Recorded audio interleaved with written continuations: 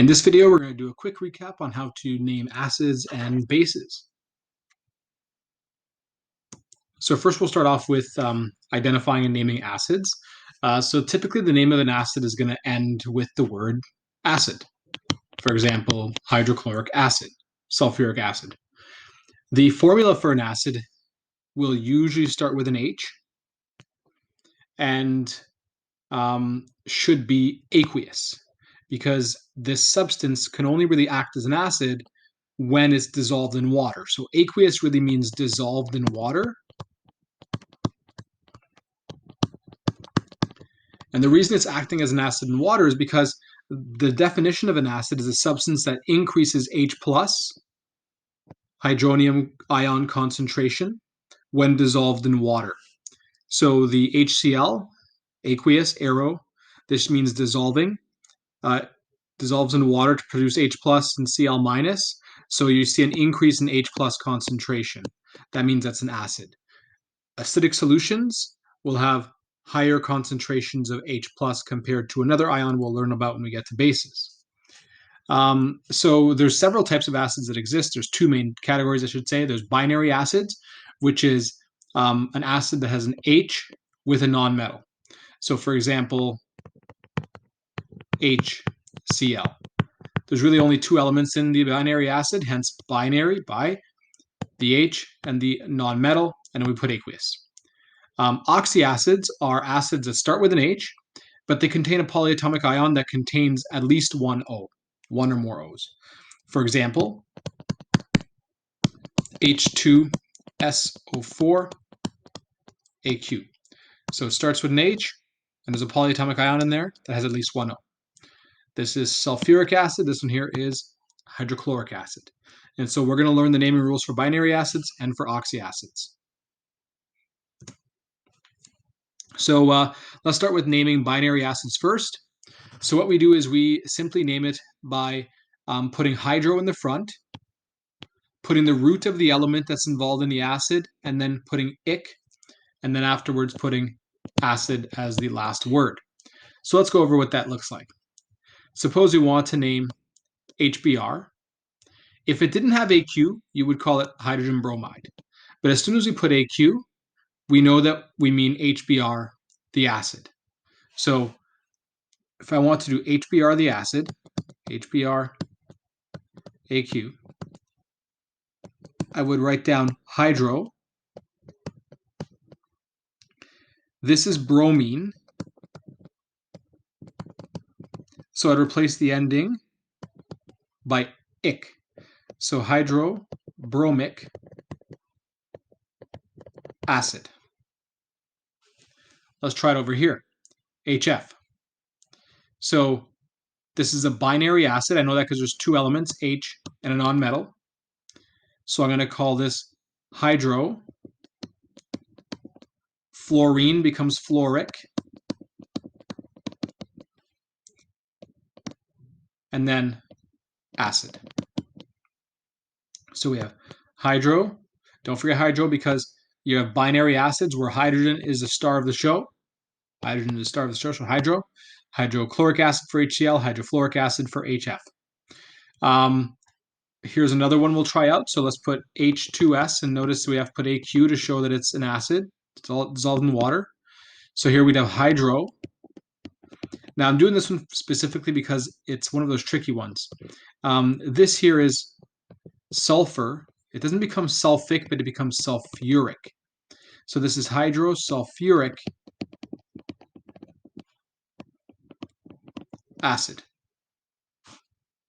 Now, if you can name, then you can make formulas. So to write the formula of binary acid, you follow this general equation here. So HX, nonmetal. X would be the charge of the nonmetal. So for example, hydrochloric acid, you just put H. The nonmetal involved in hydrochloric acid is Cl. The charge of Cl is 1, so it's just H1Cl1. So you can leave it as HCl and just make sure you put AQ. I know this is a binary acid because of the hydro in the front. Hydro tells me it's a binary acid. Hydroiodic acid. Pause the video, try it yourself. So hydroiodic means that this is a binary acid, has H. Iodic from iodine. Iodine has a charge of -1, so we put a 1 there, but you don't have to write it out because a 1 is implied. Then put AQ. And that there is how you would go about writing formulas for and naming binary acids. So we've already done examples like this. You can retry these and then go back to the previous examples that we did to see that you're on the right track. So sometimes you might have to name oxyacids, the acids that start with an H but have a polyatomic ion. So they have more than 2 elements in them. And what you do is you start off by writing the name of the polyatomic ion that's involved in the acid, but you'd replace the ending by ic if the polyatomic ion was an 8 polyatomic ion. For example, nitrate becomes nitric. Phosphate becomes phosphoric.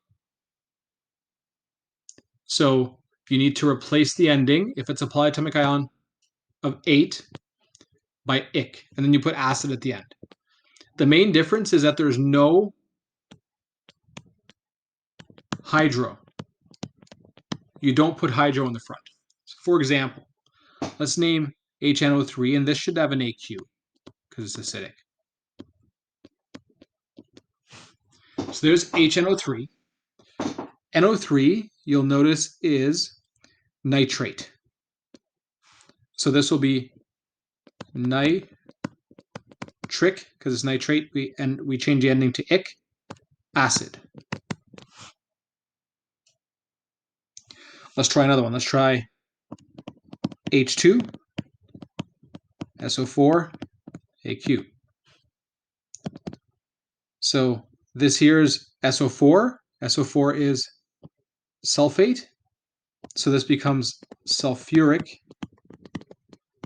acid. Based on the name, you can tell this is not binary because it doesn't have hydro in the front. For example, if I had H2SAQ, this name is hydro sulfuric acid because it's a binary acid. So notice that difference. You can also go from name to formula, where you simply put HX polyatomic and then put AQ. But the X is the charge of the polyatomic ion. So for example, chromic acid. Let's put H, chromic. So how do I figure out which polyatomic ion this was? Well, I just replaced the ic by 8. I know ic was 8 before because that's my rule here. So this is chromate. So let's go find chromate here, CrO4. And it's 2 minus, so we'll put a 2 there. So H2CrO4, AQ. Or I could give you iodic acid. So this was from iodate, which is IO3 minus 1. So HiO3, put a 1 where the H is, but you don't really need to put a 1 there because it's implied. And then we put AQ. And so that's how you would go about naming and writing formulas for oxyacids that contain a polyatomic ion ending in 8. So you should be able to do problems like this. You can pause the video and try it out yourself. I'm not going to do the non-8 part. I'm not going to write that in, but you can just to show your work. I'm going to write the final answers. So here we have chloric acid because ClO3 is chlorate. Here we have nitric acid because NO3 is nitrate. Here this is carbonate, so this is carbonic acid because the 8 becomes ic. This is bromate, so this is bromic acid. Iodic acid. I know this is not binary because it starts with, there's no hydro. So this is going to be H, an iodate from our periodic table, from our polyatomic ion table, is HI, so it's IO3 minus. And don't forget to put AQ. We used a different polyatomic ion table here. You would be given one to use on your assessments, so just keep that in mind. Sulfuric acid, H, SO4, AQ. The charge of sulfate from the sulfuric part is 2. Acetic acid, so that means acetate, CH3COO, and the charge of acetate is 1. Don't forget to put AQ. Some people write acetic acid like this, CH3COOH, and they put that H at the end instead. Phosphoric acid. So this is from phosphate. HPO4, AQ. Phosphate has a charge of 3. So H3PO4, AQ. HClO4, we have to name this one. So let's go see what ClO4 is. So we have chlorate is ClO3 minus. Perchlorate is ClO4. So that means we're going to change the ending of the perchlorate to perchloric. So perchloric acid.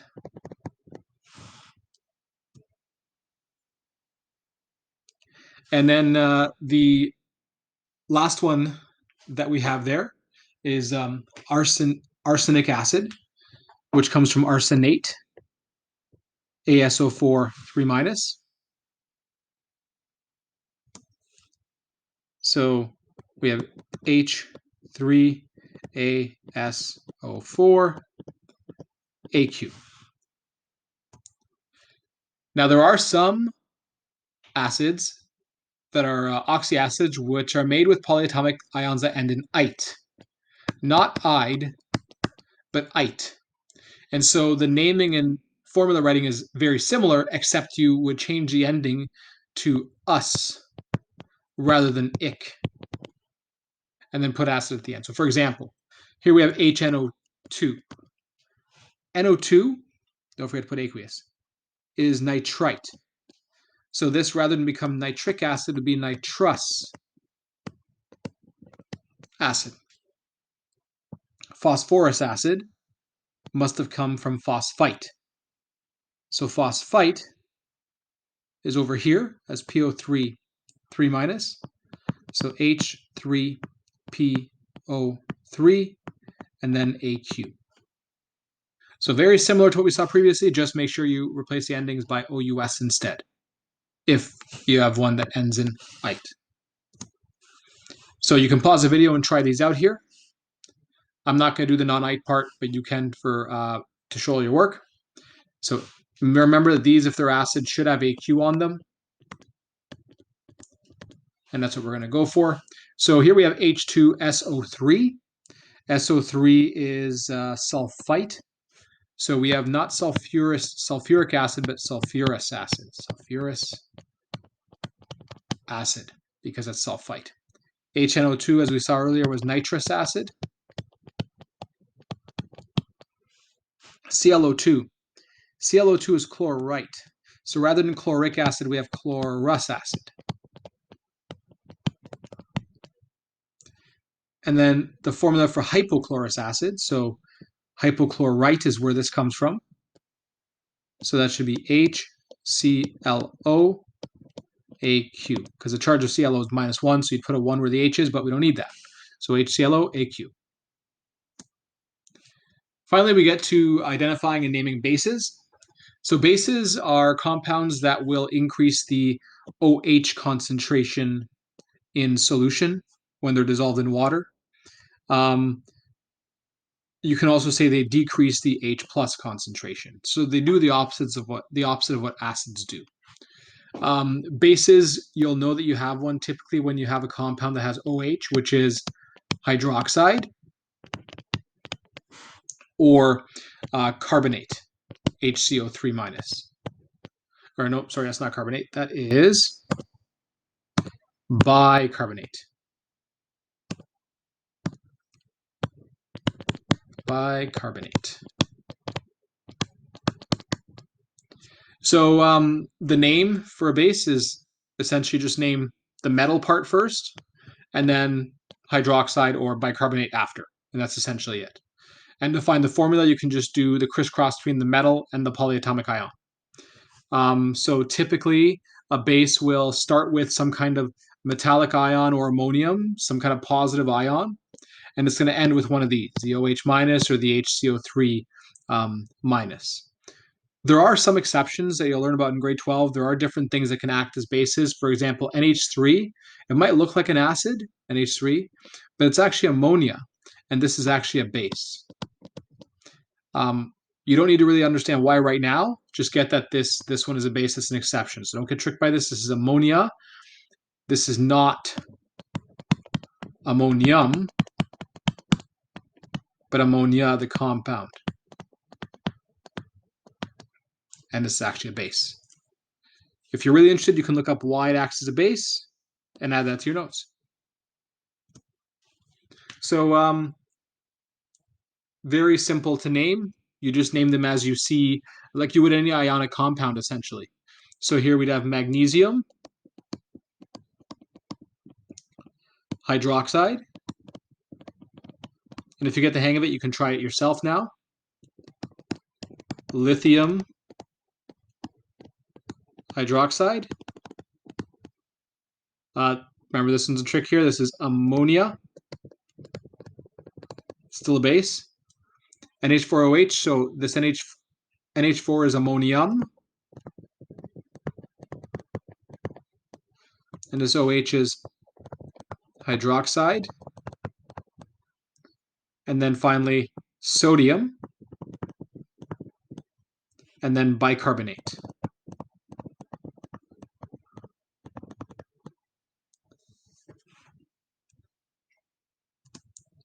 If you want to write the formula, you simply do the crisscross. So for example, aluminum is 3 plus, hydroxide is 1 minus, crisscross it, and you get Al, OH, 3. You can pause the video and try the rest yourself, but we'd have FeOH 2, CaOH 2, FeOH 3. And that's how you would go about writing formulas for a base. If it was bicarbonate, so for example, let's say you had iron 3 bicarbonate, you would do the same thing. So Fe3 plus, bicarbonate is HCO3 with a 1 minus there, crisscross it, and you get Fe brackets HCO3 3. That's iron 3 bicarbonate. So you should be able to do problems like this. Try it out yourself, pause the video, and then come back, take a look at my answers that I've written out. So first I'll start with classifying. This is a oxyacid because there's a polyatomic ion. Oxyacid, polyatomic ion and H there. Oxyacid, polyatomic ion starting with an H. Oxyacid, polyatomic ion starting with an H. Iodic acid, I know it's an oxyacid because there's no hydro in the front. Hydroiodic acid, that's a binary acid. Hydrochloric acid, binary acid because it starts with hydro. Chloric acid, oxyacid because there's no hydro. There's no OH there, so this is a base. Phosphoric acid, no hydro, so we know it's an oxyacid. HClO2, polyatomic ion with O, so it's an oxyacid. OH there, so it's a base. H3PO3, oxyacid because there's a polyatomic ion with O. Copper 2 hydroxide, hydroxide, so that means we have a base. HF, there's no polyatomic ion there and it starts with an H, so this is a binary acid. Aluminum hydroxide, hydroxide, base, HI, so binary acid because there's only 2 elements and there's no polyatomic ion there, so binary acid. Sodium bicarbonate, bicarbonate is a base. Then you can go and write the formulas, or write the names or formulas, depending on what's given or not given. So here we have chloric acid, because it's chlorate, change the ending to ic. Here we have nitric acid, because it's nitrate, change the ending to ic. Here we have carbonic acid, because it's carbonate, change the ending to ic. Here we have bromic acid, because it's bromate, change the ending to ic. Iodic acid would be HiO3, because it's iodate. Hydroiodic acid is a binary acid, so HiAQ, don't forget to put that AQ. Hydrochloric acid, binary acid, HCl, AQ. Chloric acid is HClO3, AQ, because we have chlorate. This here is iron. Do the reverse crisscross to find that it's iron 2 hydroxide. Phosphoric acid is so from phosphate, so H3PO4 AQ. And eventually you'll internalize these and you'll understand where all these polyatomic come from if you practice enough. You won't need to go to the table every single time, but at first you'll have to. ClO2, so that's chlorous acid, because ClO2 is chlorite. This is iron 3 hydroxide. Do your reverse crisscross to find which iron you're dealing with. This here is phosphorus acid.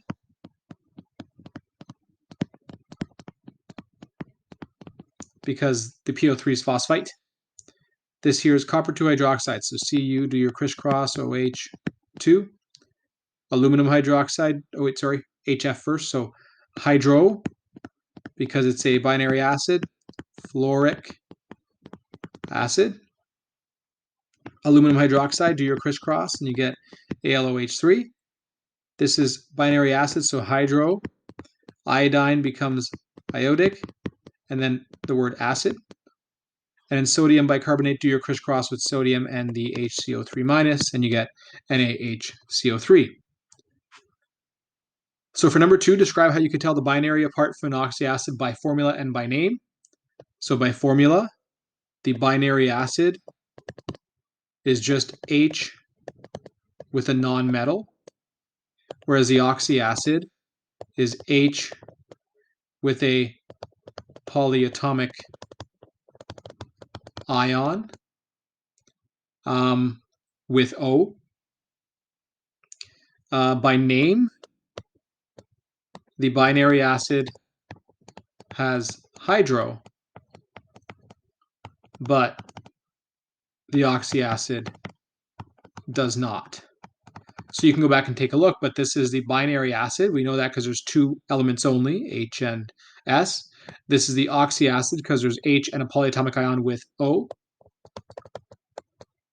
By name, you'd have hydrosulfuric acid for this one and sulfuric acid for this one. Describe how you could tell ic and us oxyacids apart from their formula. Well, this is phosphate, so we know this is ic. This is phosphite, so we know this is us. So when you have an 8, we know it's an ic. When you have an ite, you know it's an OUS. Explain why H2S gas is named hydrogen sulfide instead of hydrosulfuric acid. Remember, the acid needs to be dissolved in water, so it has to have AQ. This is not dissolved in water currently, so it's not acting as an acid. Therefore, we can just call it hydrogen sulfide.